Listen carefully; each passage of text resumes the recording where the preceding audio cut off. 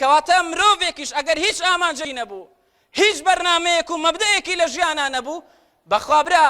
هیچ فەرقێکی نییە لەگەڵ ئاژەڵەکانە.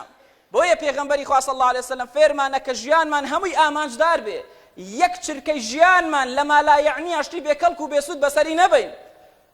هەروەک چۆن پێغەمبەری خوا صلی الله عليه وسلم فەرموویەتی عن أنس بن مالك قال قال رسول الله صلى الله عليه وسلم إن قامت على أحدكم القيامة وفي يده فصيلة فليغرسها، رواه أحمد وقال الأرناؤوط إسناده صحيح على شرط مسلم ورواه البخاري في الأدب المفرد. عزيز ما نفرمي صلى الله عليه وسلم أجر قيامت بسر يكك لإيه وهات دنيا خاپور بو، دنيا ويران بو، قيامت برپا بو، أفرمي أجر دار خرمايك نمامك لداري خرماه ياخذ لداري زيتون ياخذ لهر داري كتر لدستيا بو،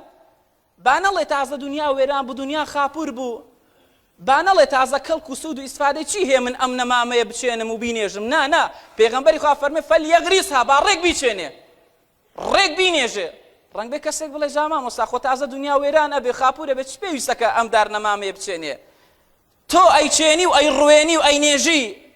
ئەگەر دنیاش وێران بێ دنیاش خاپور بێ، بەڵام تۆ مامەڵە لەگەڵ ڕەب العالەمینە ئەکەی، پاداشەکەت لای ئەڵڵا زایع نابێ.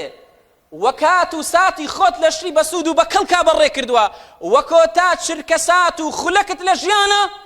بەدەست بەتاڵیت بەڕێ نەکرد، بەڵکو قۆستەوە بە هەل و بە فرسەت و بە دەرفەت زانی ڕێک ئەم دار نەمامە خورمایە زەیتونەیەت ناشت.